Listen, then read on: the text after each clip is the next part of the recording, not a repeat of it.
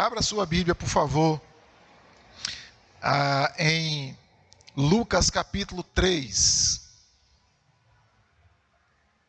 Enquanto você abre, eu estou propondo para esses próximos domingos, hoje e os 2 domingos que vêm, dia 12 e dia 19 de setembro, a gente meditar e pensar nos domingos à noite apenas sobre o cristão em meio a um mundo polarizado.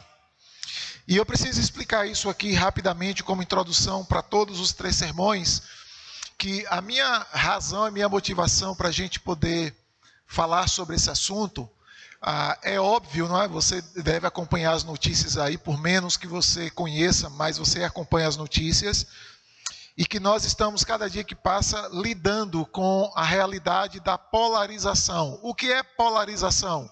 É quando há extremos, ou no senso mais comum, 2 extremos. O extremo do certo, o extremo do errado.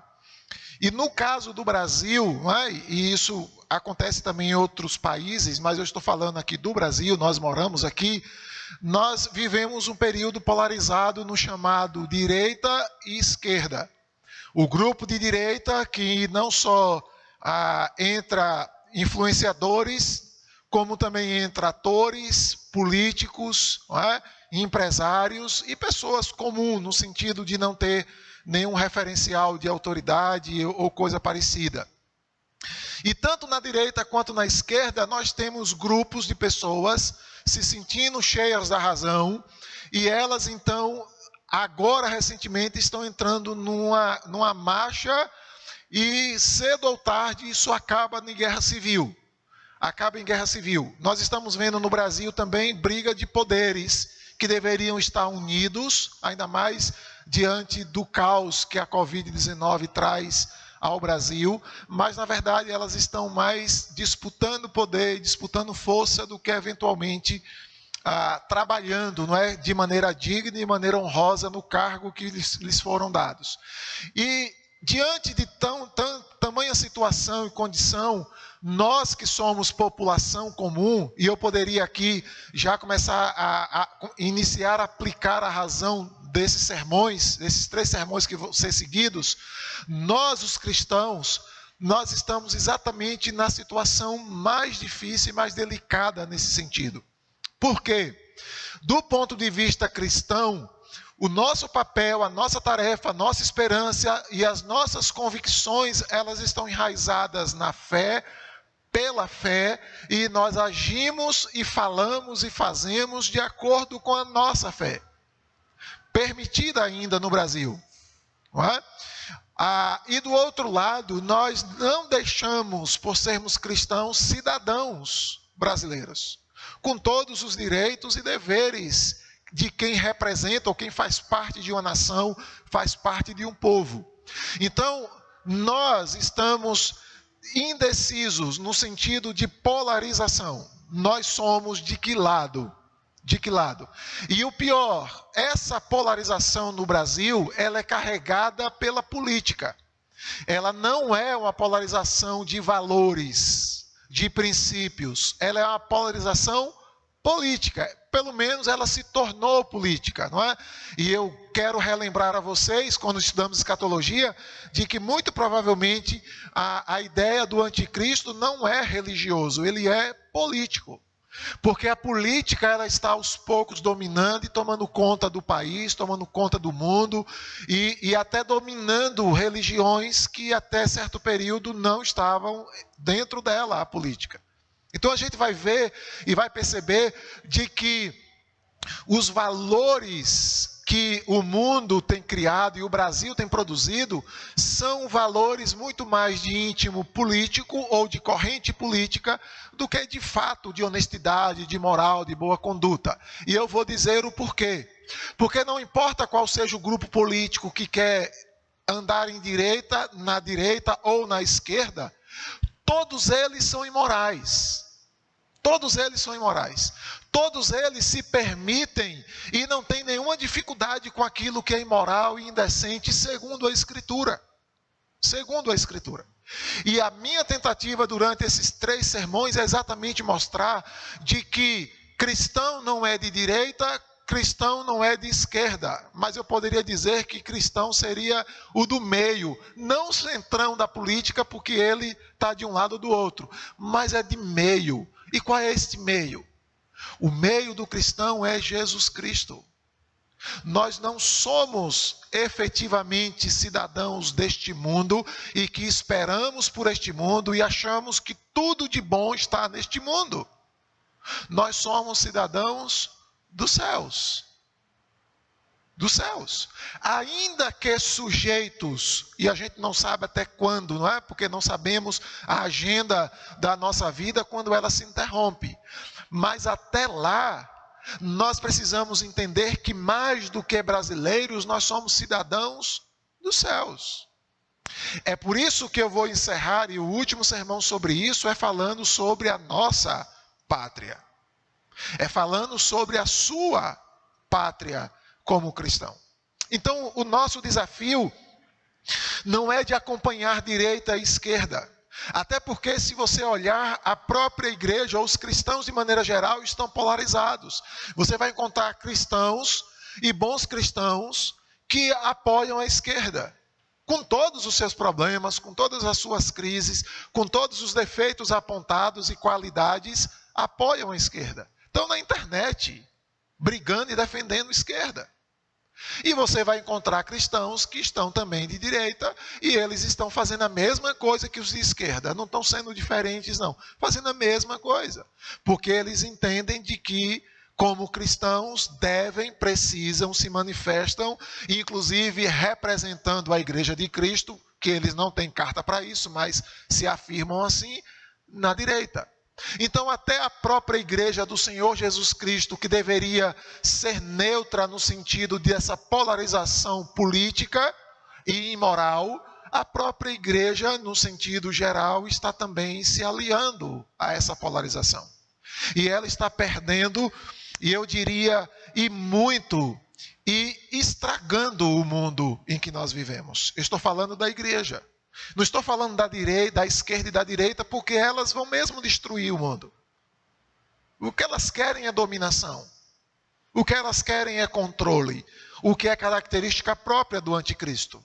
Mas a igreja deveria ser diferente. A igreja deveria estar centrada em outro papel, em outro ideal, em outra proposta, e eu diria mais digna do que essa que estão fazendo. Por isso que hoje, baseado em Lucas capítulo 3, que você já deve ter aberto aí, eu quero falar sobre o nosso primeiro ponto, nosso primeiro tópico, que é o tema de hoje, que é o cristão em meio ao mundo polarizado como portador do evangelho, como portador das boas novas. E diz assim então, Lucas 3, acompanha aí a partir do primeiro verso. No 15º ano do reinado de Tibério César, sendo Pôncio Pilatos governador da Judeia, Herodes tetrarca da Galileia, seu irmão Filipe tetrarca da região da Itureia e Tracônites, e Lisânia, tetrarca de Abilene, sendo sumo sacerdote Anás e Caifás, a palavra de Deus veio a João, filho de Zacarias, no deserto. Ele percorreu toda a região das imediações do Rio Jordão, pregando o batismo de arrependimento para a remissão de pecados, conforme está escrito no livro das palavras do profeta Isaías. Voz do que clama do deserto, preparem o caminho do Senhor, endireitem as suas veredas. Todos os vales serão aterrados e todos os montes e colinas serão nivelados. Os caminhos tortuosos serão retificados e as estradas irregulares serão aplanadas. E toda a humanidade verá a salvação que vem de Deus. João dizia às multidões que saíam para ser batizadas: raça de víboras, quem deu a entender que vocês podem fugir da ira vindoura? Produzam frutos dignos de arrependimento e não comecem a dizer uns aos outros: temos por pai Abraão, porque eu afirmo a vocês que Deus pode fazer com que estas pedras sejam filhos de Abraão. E também o machado já está posto à raiz das árvores. Portanto, toda árvore que não produz bom fruto é cortada e lançada ao fogo. Então as multidões perguntaram a João: o que é que devemos fazer? Ele respondeu: quem tiver 2 túnicas, reparta com quem não tem. E quem tiver comida, faça o mesmo. Também alguns publicanos chegaram para ser batizados e perguntaram a João: mestre, o que devemos fazer? Ele respondeu: não cobrem mais do que o estipulado. Também soldados lhe perguntaram: e nós, o que devemos fazer? Ele lhes disse: não sejam prepotentes, não façam denúncias falsas e contentem-se com o salário que vocês recebem. Estando o povo na expectativa e pensando todos no seu íntimo a respeito de João, se por acaso ele não seria o próprio Cristo, João tratou de explicar a todos: eu, na verdade, batizo vocês com água, mas vem aquele que é mais poderoso do que eu, do qual não sou digno de desamarrar as correias das suas sandálias. Ele os batizará com o Espírito Santo e com fogo.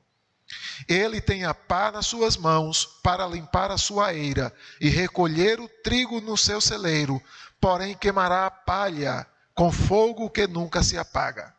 E assim, com muitas outras exortações, João anunciava o evangelho ao povo. Mas Herodes, o tetrarca, sendo repreendido por João por causa de Herodias, mulher de seu irmão, e por causa de todas as maldades que o mesmo Herodes havia feito, acrescentou a todas as outras ainda esta: mandou prender João Batista. Basta aí para a gente. Vamos entender o texto ainda que rapidamente e já automaticamente alinhar ele à nossa estrutura e à nossa condição.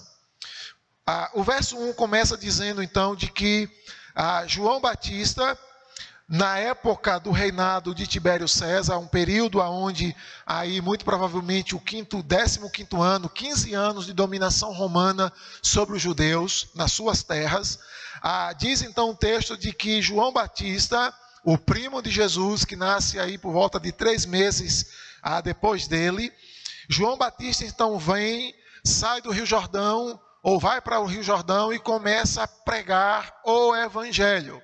E o que João Batista então prega, né? Muito questionado o que João Batista prega. O que João Batista prega estão nas páginas, ou no texto que nós acabamos de ler. O que João prega de maneira geral é a chegada do Messias, a chegada do ungido de Deus, mas ao mesmo tempo em que João prega, e aqui é uma lição interessante, ao mesmo tempo que João prega a vinda do Messias, a chegada do Salvador, João também está dizendo àquele mundo que eles estão em pecado, que a maneira como eles vivem, que a forma como eles vivem está errada.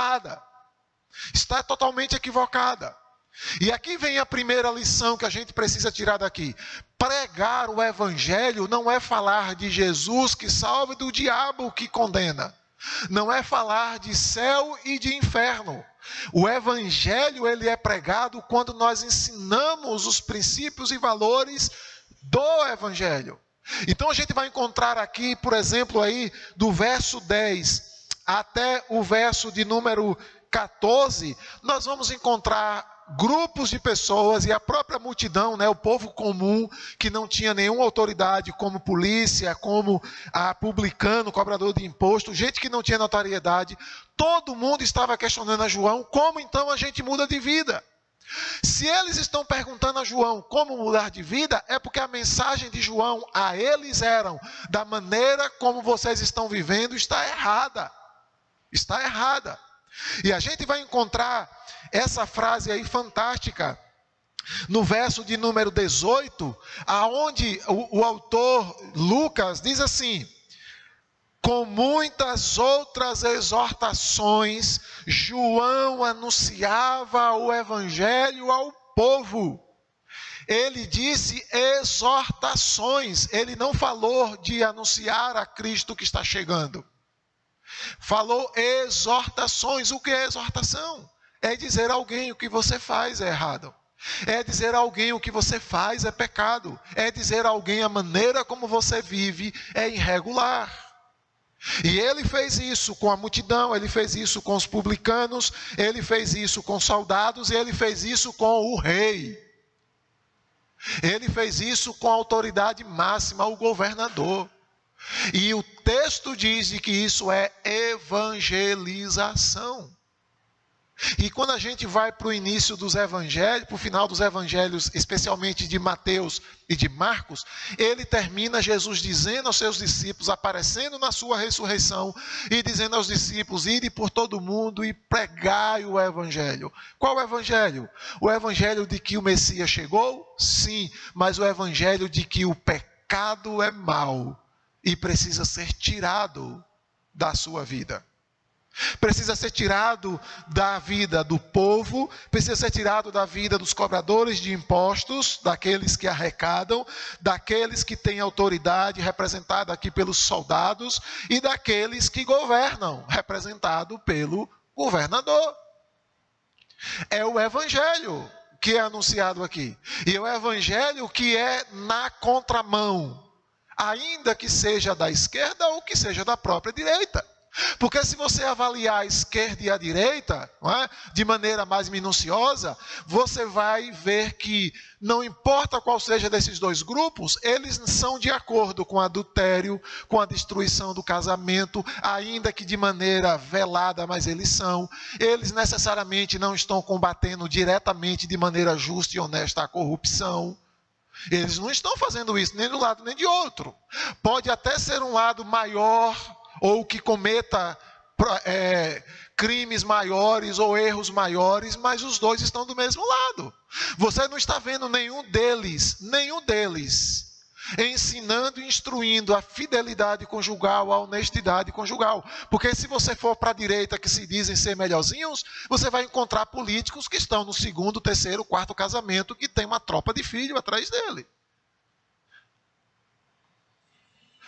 E ter tantos casamentos não é legal, não é algo santo e não é defender e viver o evangelho de Deus. Não é. A Bíblia é clara e você pode ir em Mateus 19, Jesus dizer de que o legal do casamento é se manter, e aí a gente não usa essa frase, pelo menos eu não uso, não é? Que até a morte o separe. Mas você não vê polarização para defender o casamento como única instituição e ela tem que ser intocável, que não pode trocar de mulher de um lado e do outro. Você não vê isso em nenhum dos lados. Mas o Evangelho diz que sim. O Evangelho diz que sim. Então observem que a pregação de João Batista e a tarefa de João Batista era de entrar no mundo que estava polarizado. De um mundo onde as pessoas tinham as suas escolhas, as suas decisões, mas eles não tinham evangelho. Eles não tinham evangelho. De um lado você encontra pessoas que oprimiam e exploravam, você vai ver publicanos, os soldados e o próprio imperador, exploravam as pessoas. O imperador então não só explorava, mas escravizava aquele povo. Era um povo que não poderia ter opinião contrária, era um povo que não poderia de maneira alguma fazer uma passeata ou uma manifestação, não é? Era gente que tinha que comer calado, que era extremamente explorado pelos impostos, que era extremamente explorado nos seus trabalhos. Era um período quase que de escravidão, tudo pelo império. Mas o império não tinha só este problema de política, ele também tinha um problema de moral. O adultério já estava lá em cima no governador. O governador fazia maldades, muito provavelmente era de fato maldades, crueldades contra cidadãos, contra pessoas. Observem que na leitura a gente vai encontrar isso aí lá no final. Verso de número 19, Herodes o tetrarca, sendo repreendido por João por causa de Herodias, mulher de seu irmão, e por causa das maldades que eu mesmo fazia. E é interessante que Lucas diz, ele fez tanta coisa ruim, e ainda acrescentou mais uma, prendeu João Batista. que estava pregando o evangelho, não estava fazendo nenhum tipo de manifestação política contra ele. Até porque naquela época isso não poderia acontecer, porque quem o fizesse morreria. Morreria nas mãos do Império Romano. Mas João está lá pregando o evangelho. E ele pregava para todo mundo de maneira igual. Tanto que foi que chamou a atenção que aquele homem dizia lá no mar, lá na beira do Rio Jordão, lá no deserto. As pessoas saíam da cidade para ouvir João, porque a mensagem de João, ela tinha um conteúdo diferente do que se ouvia nas ruas, do que se ouvia no império, do que se ouvia entre os soldados, do que se ouvia entre os publicanos. Havia uma conversa diferente. E o que era diferente em João, que não tinha no resto daquela sociedade, daquela cultura? O evangelho. As boas novas de que chegou o Salvador para resolver o problema do corrupto, para resolver o problema do adúltero, para resolver o problema do maldoso, para resolver o problema do ladrão, para resolver o problema daqueles que estão em pecado. Em pecado. E isso choca aquela sociedade, aquela comunidade. E João era apenas um homem, somente um aqui era João. Daqui em diante é que ele começa a formar discípulos, que depois ele manda seus discípulos seguirem a Cristo na sua chegada. Mas aqui João estava sozinho. É o que Isaías diz aí, a profecia de Isaías, do verso 4 ao verso 6. Ele era uma voz que clamava no deserto. A figura de linguagem aqui não é só local, mas a figura só tem apenas um homem falando do evangelho. Numa nação e numa sociedade ali, ainda que pudesse ser pequeno aquele grupo, mas num grupo onde as pessoas conversam de pecado, se alimentam de pecado, João chega sozinho, para dizer a todo mundo que estava tudo errado. Que todos estavam debaixo de condenação. Que todos estavam vivendo uma vida de pecado que era rejeitada por Deus e pelo Messias que estava por vir. Porque até aqui Jesus já era nascido, é claro, mas Jesus ainda não havia aparecido ou apresentado ao mundo. Ele vai ser apresentado posteriormente no seu batismo. Mas João já estava aqui dizendo de que as pessoas precisavam mudar de vida. O batismo que João oferecia aqui, que representa nascer de novo, é nascer numa vida sem pecado. Por isso a expressão aqui, o batismo para arrependimento. O batismo para mudança de vida, para ter uma nova forma de vida. E isso gerou, olha que interessante, isso gerou uma curiosidade e uma expectativa no povo. Por isso que o verso 10 começa dizendo: então as multidões perguntaram a João, o que é que eu devo fazer? E aí João responde, fala a respeito de vida social. Quem tiver 2 túnicas, reparta com quem não tem nenhuma. E assim façam também com comida. Quem tem comida, reparta a sua comida com quem não tem comida. Aí os publicanos, que eram os cobradores de impostos daquela época, não é? E na verdade era também uma raça, um povo, chegam para João para serem batizados e perguntam a João, mestre, e nós o que devemos fazer? Ou seja, como publicanos, com a nossa tarefa, com a nossa profissão, o que devemos fazer? E João então diz a eles o seguinte, vocês não cobrem ou vocês não aceitem suborno. Recebam o imposto da maneira correta e adequada. Nem um centavo a mais, nem um centavo a menos. Nem um centavo a menos. Isso também promoveu no coração dos soldados que obedeciam ordens, muito provavelmente eram soldados romanos, não tinham nada a ver com os israelitas, eram soldados romanos que recebiam ordem do imperador. Eles perguntaram, e nós fazemos o quê? E aí então João orienta os soldados para que eles não fossem prepotentes, se achassem melhores, mais importantes, não é? E pisassem nos outros como se ninguém mais fosse importante. Não façam denúncias falsas, porque era uma prática muito comum do Império Romano, pegar os soldados e colocar para que eles aumentem a história, para que aquele preso, aquele réu fosse de fato condenado. É como se os soldados também fossem corrompidos, pagos ou talvez até ameaçados a terem que fazer o boletim de ocorrência, né, ou registrar a ocorrência, contar o caso maior do que o que ele foi, para que a pessoa pudesse ser indiciada num crime, talvez com a pena maior, ou de fato fosse indiciado em um crime. Não é? E a gente vai ver, por exemplo, que eles fazem isso com Jesus também para condená-lo. Os judeus fazem isso aqui com Jesus. Pegam testemunhas falsas. E diz então, contentem-se com o salário que vocês recebem.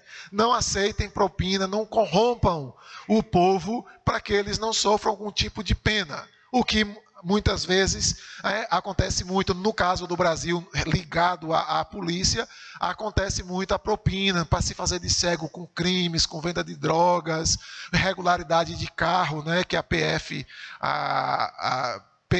faz. Então, está falando disso, que os soldados deveriam se contentar com o seu salário, o seu soldo, não é? Salário do policial chama soldo, e não ficassem tentando tirar um dinheirinho daqui ou dali, em nome da lei, para não prender ou se fazer de cego com os crimes. E aí você vai observar então que o verso 15 é interessante, porque aquela multidão, todos eles começaram a dizer assim: eu acho que este João é o Cristo que está por vir. Porque a expectativa deste povo era esperar o Messias, e na mentalidade judaica, e continua até hoje, é que Jesus vem resolver problemas políticos. Na perspectiva deles era: nós estamos dominados pelo Império Romano, mas quando chegar o Messias, quando chegar o ungido de Deus, quando chegar o nosso Salvador, ele vai fazer aqui um movimento, uma guerra civil, ele vai movimentar aqui e vai derrubar o Império Romano.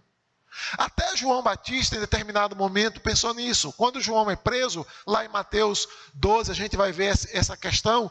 João vai pedir aos seus discípulos para perguntar a Jesus se Jesus era mesmo que havia de vir. Por quê? Porque João estava preso, sofrendo do Império Romano, porque ele falou do pecado do imperador, e o imperador mandou prendê-lo. E João então perguntou se Jesus realmente era o Messias, porque a expectativa de João também, em determinado momento, foi: ele vai destruir esse império, vai assumir o império e eu vou ser solto.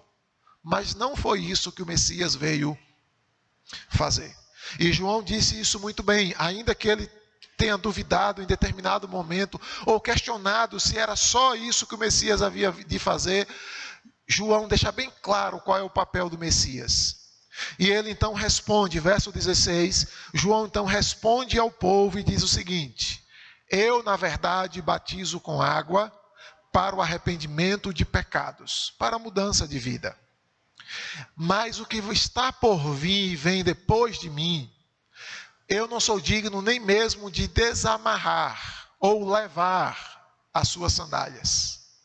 Lembrando que a ideia aqui de desamarrar sandálias era que todo escravo doméstico fazia. Seu senhor chegava e a primeira coisa que ele fazia ao chegar na porta de casa, no batente da porta, era ter as suas sandálias tiradas e os seus pés lavados.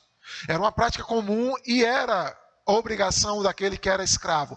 O escravo aqui que eu estou me referindo não é aquele que a gente conhece, que tem que ser negro e que tomava chicotada, que dormia na senzala, e que trabalhava pela sua comida. Não. Aqui escravo, e você vai ler na Bíblia a ideia de escravidão, ela está muito mais ligada ao que a gente chama hoje de empregado doméstico, ou empregada doméstica, ou jardineiro, alguma coisa nesse sentido, né, de servir ao outro, no sentido de faxina, de cuidado, ou de serviço de motorista, está mais ligado a esse contexto. Eram pessoas que eram pagas, eram bem tratadas, que tinham as suas famílias, que não tinham necessariamente nenhum tipo de castigo, não é?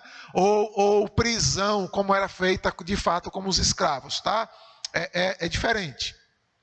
Então, quando João faz essa referência a ele, ele está dizendo assim: eu não posso nem ser escravo dele, eu não posso nem fazer o papel mais comum de um escravo, que é desamarrar ou carregar as suas sandálias. Mas este que está por vir é mais poderoso do que eu, porque ele tem o poder de nos dar o Espírito Santo. mas também tem o poder de nos mandar fogo. E aí João explica que fogo é esse. Ele tem uma pá na mão, que ele vai lá colher o trigo, não é? E é uma linguagem muito comum para aquele povo que era agricultura. Ele vai colher o trigo, então ele pega o trigo e joga com a pá para o celeiro. A palha que resta ele joga no fogo, fazendo exatamente uma figura de linguagem que o Espírito Santo são aqueles que são guardados, zelados. Lembram de João 15? Onde fala sobre a videira. Então são aqueles que são tratados, podados, zelados, para que possam produzir frutos, sejam utilizados, né, no reino ou para o bem. Aqueles que não servem, que não vão para o reino de Deus, eles são jogados no fogo, e a mesma pá que pega, que joga para o celeiro, é a mesma pá que pega e joga para lá. E aí João então vai dizer de que João apenas está pregando o evangelho, anunciando o arrependimento, batizando, mas Jesus é maior do que ele e vem trazer salvação e juízo. Então ele é maior do que eu, porque eu não posso salvar e muito menos dar juízo a ninguém. Eu só posso pregar. E a pregação dele é uma pregação bem clara, bem nítida. A gente já começa a ver lá do verso 7, se você quiser voltar, ele já diz assim: raça de víboras, quem convenceu vocês de fugir da ira vindoura? Não se foge da ira vindoura, mas se experimenta arrependimento. Que foi exatamente o porquê a multidão, os soldados, os publicanos vieram atrás de assim: como é que eu mudo de vida então? Exatamente por causa da mensagem que ninguém consegue fugir da ira vindoura. Qual ira vindoura? A de que o Messias, mais poderoso do que João, estava por vir. Ninguém consegue fugir dele. Ninguém consegue fugir dele. E aí então o texto encerra narrando de que o alcance da mensagem de João era exatamente a exortação, verso de número 18, a exortação pregando o evangelho. O evangelho. E aí vem o finalzinho e diz então que lá no final da sua vida, João então foi preso por pregar o evangelho. Anunciar as maldades do império, anunciar as maldades das autoridades policiais e publicanos, e anunciar a maldade e o pecado do povo. João não trouxe aqui no texto nenhuma reivindicação social contra o governo. João não trouxe nenhuma imposição do governo ao povo. E aí eu quero utilizar a figura do povo e a figura do governo como duas polarizações. Era o que governava aquele mundo. Ou era o mando de Roma, ou era a maneira pecaminosa que o povo vivia. Era a forma que a religião judaica tinha de escravizar as pessoas, explorar as pessoas. Então havia dois tipos de engano naquela época: o povo e o império. E aqui no meio tinha apenas um homem, João Batista. Pastor, o que eu tenho a ver com isso? Você tem muito a ver com isso. Primeiro, o que você tem a ver com isso? Você é um João Batista. Não está só. Não se veste com couro. Não come gafanhotos e mel silvestres. Mas come uma feijoada, come um feijãozinho, come um arroz, come um cuscuzinho com ovo. Não é isso? Come aí um queijinho, come aí um negocinho aí gostosinho, não é gafanhoto e muito menos mel silvestre. Você não mora no deserto, né? Vive aí jogado, dorme mesmo pela areia aí, pela beira do rio, toma banho lá mesmo no rio, não usa sabonete. Não, você tem um chuveirinho em casa, não é? Talvez aqui a maioria tenha um chuveirinho morno para tomar um banho. Eu não resisto a um chuveiro morno, um sabonetinho cheiroso aí dessas marcas, depois tem um perfuminho, desodorante para bater, tem várias roupas para vestir. Quem tá aqui quem teve de manhã está com outra roupa agora à noite. João não era assim. Mas a vocação de João é a mesma minha e sua. É anunciar o Messias. O Messias chegou, pastor. Mas ele vai voltar ainda a segunda vez. E nós temos que anunciar de que ele vai voltar ainda a segunda vez. Nós não somos muito diferentes de João. A nossa missão é a mesma. João não leu o final de Mateus e não leu o final de Marcos, onde Jesus ressuscitado e seus discípulos vão por todo o mundo e pregam o evangelho. João não ouviu isso. João veio antes do ministério de Jesus iniciar. Mas João tinha a mesma missão de clamar a este mundo, de proclamar, de anunciar a este mundo de que este mundo está em pecado. E não importa se ele seja de esquerda ou se ele seja de direita. Não é esquerda e não é direita que salva o mundo. Não é esquerda e direita que redime o homem, a raça humana. Não é esquerda ou direita que santifica as pessoas. Não é esquerda e nem direita que vai nos levar para o céu. Não. Nenhum deles são santos, nem justos e nem honestos. Nenhum deles.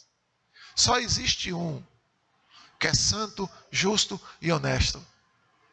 E é este a quem nós temos que proclamar. Então o papel da igreja, no mundo polarizado como o nosso que está agora, e a tendência é piorar, é anunciar o evangelho. É isso que eu e você temos a ver com João Batista, naquela época e na nossa época também. Nós não temos que ser de direita nem de esquerda. A igreja de Cristo tem que ser de Cristo. Ela é de um Senhor e Salvador. Ela não pode servir a dois senhores. Ela não pode ao mesmo tempo amar a pátria amada, Brasil, e ao mesmo tempo amar a morada celestial. Ela não pode se submeter a dois senhores.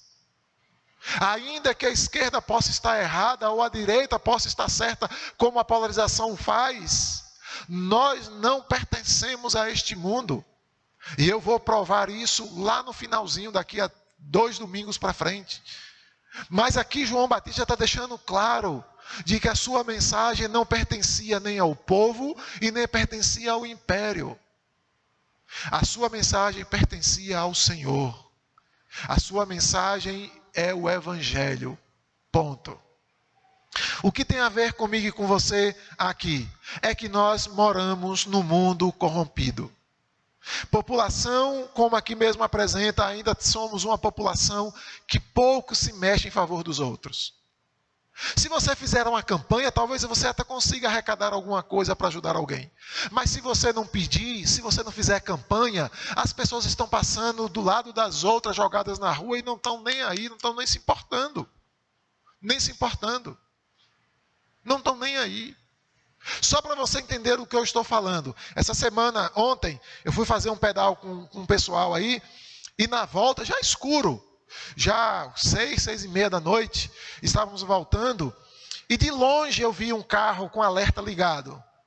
Ele estava vindo para a Barra e eu também. E de longe eu vi aquele carro com alerta ligado, e ele andava um pouquinho e parava de novo, e o alerta ligado. E passou dezenas de carros. Dezenas de carros. E ninguém parou. Ninguém parou. Foram embora. Ninguém parou. E aí eu estava de bicicleta e lá na frente encontrei, um cidadão daqui da cidade, o carro estava com problema, estava esquentando demais, e ele estava tentando ligar para a família, para alguém que pudesse ajudá-lo, e não estava conseguindo. E aí eu disse a ele, anote meu telefone, eu vou estar em casa daqui a uns 30 minutos, eu chego em casa, me ligue que eu venho lhe buscar. Se você não saiu daqui até lá, me ligue que eu venho lhe buscar. E fiquei esperando a ligação dele. Depois o pai foi buscar, ele conseguiu, aí eu achei que ele demorou demais, eu até fui atrás e encontrei já aqui próximo da cidade. Mas dezenas de carros passaram. Pastor, foi à noite? Não, de dia também. A semana passada eu fui pedalar, estava descendo, estava indo para lá, e um carro do irmão nosso quebrou, ele parou, estava junto com família, esse tinha uma criança e tinha uma mulher com ele, e ele lá enganchado, e dezenas de carros passaram para lá e passaram para cá, de dia. E eles estavam lá, reconhecíveis, em pé, perto do carro, sem conseguir também ligar. E eu vim de bicicleta e parei, emprestei o celular para ligar, eles ligaram e tal. 40 minutos depois que eu cheguei em casa, ainda alguém me ligou perguntando por eles. Perguntando por eles. Sabe o que significa isso? A gente ainda vive numa sociedade que ninguém está aí para ninguém. Se fizer uma campanha, ainda dá um pouco de importância. Se não fizer, estamos nos lixando. É a mensagem de João aqui. O problema não é o império, o problema são vocês. A multidão pergunta a João: nós vamos fazer o quê? E a resposta de João foi na lata. Quem tem 2 túnicas, dá uma para quem não tem. Quem não tem comida, dá para quem tem comida. Os publicanos que representavam o Estado na cobrança de impostos também perguntaram a João: e nós fazemos o quê? E João diz assim: não sejam corrompidos e nem corrompam ninguém. Não cobrem mais dinheiro do que o devido.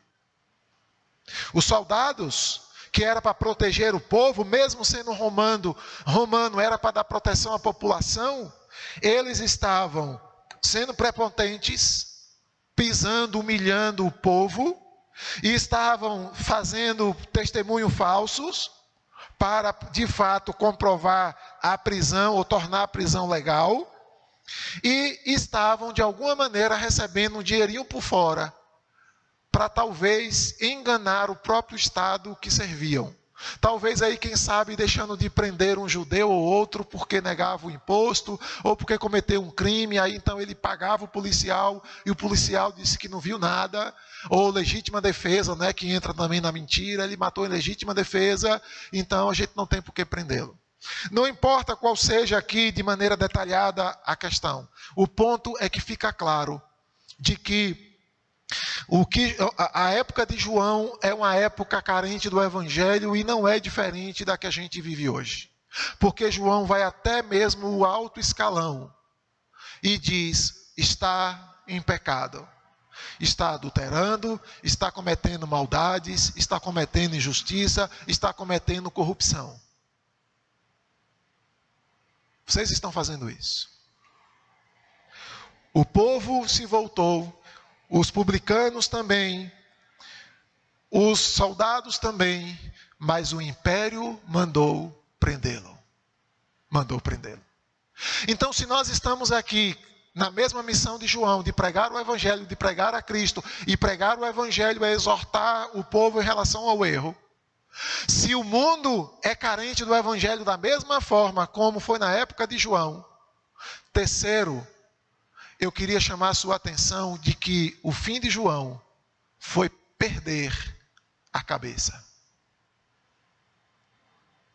Perder a vida. Mas ele não perdeu a vida porque roubou, porque matou. Ele não perdeu a vida porque foi preso de maneira por ser contra o Estado de alguma forma. Ele não morreu aqui porque foi em algum momento se meteu em briga alheia. Não. João Batista morre aqui, perde a sua cabeça, simples e unicamente por se manter fiel ao seu Senhor, que ainda haveria de vir. Mas João se manteve fiel a ponto de perder a própria cabeça. E a pergunta que cabe a mim e a você: nós vamos nos aliar à esquerda e à direita, ou nós vamos deixar a nossa cabeça em risco para continuar somente pregando o Evangelho neste mundo? A pergunta que nós temos que responder é exatamente essa. Porque talvez você concorde comigo de que a nossa missão é evangelizar. Talvez você concorde comigo que o nosso mundo está de fato igual a este mundo. É um mundo que precisa do Evangelho, que precisa de Cristo em todas as instâncias. Do povo até o governo, até as autoridades máximas. Talvez você concorde comigo com isso. Mas talvez você fuja da responsabilidade de colocar a sua cabeça a prêmio, para não seguir esquerda nem direita, mas seguir ao Senhor da glória. Talvez você se exclua de alguma maneira, de alguma forma, se desculpe de alguma forma, para não colocar a sua cabeça em risco. E talvez aí no dia 7 você se alie a algum grupo. Talvez lá mesmo na internet você está defendendo um grupo e na primeira oportunidade que você tem, você diz que o que o outro vai fazer está errado.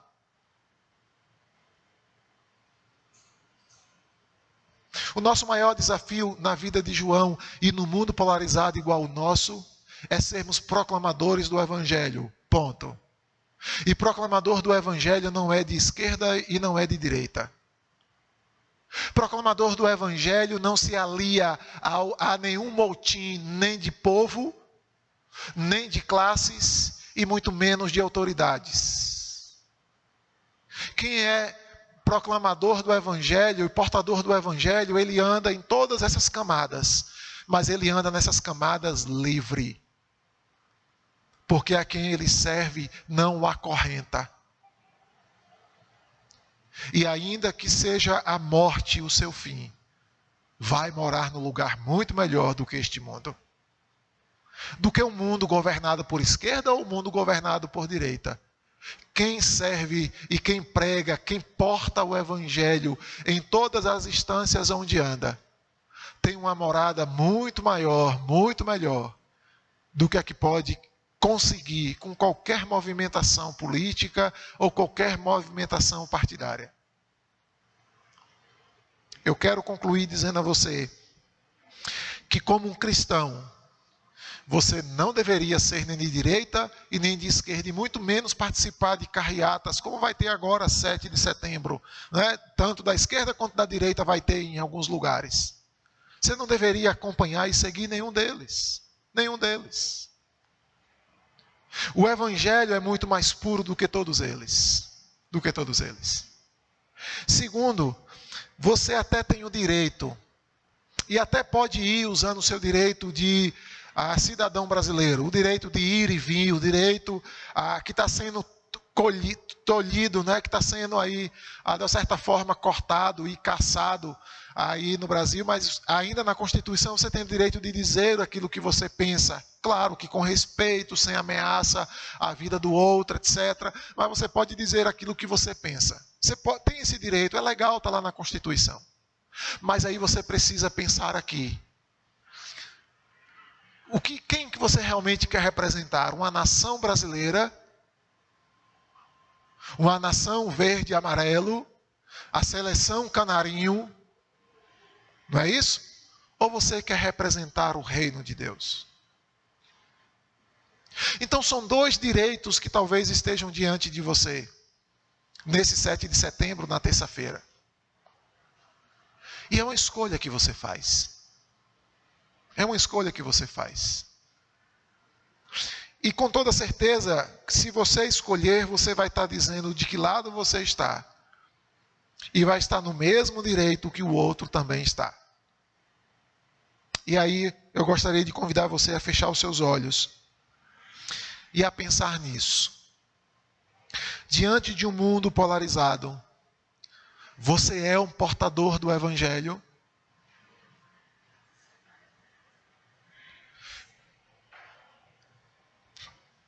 Reflita sobre isso nesse momento.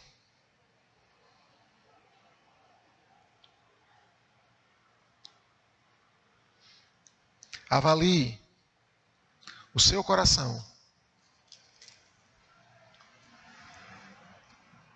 E decida se você é um legítimo representante brasileiro que vai às ruas, ou se você é um legítimo portador do Evangelho que também vai às ruas, mas com o objetivo de anunciar o seu Senhor e exortar a este povo com as palavras do Evangelho.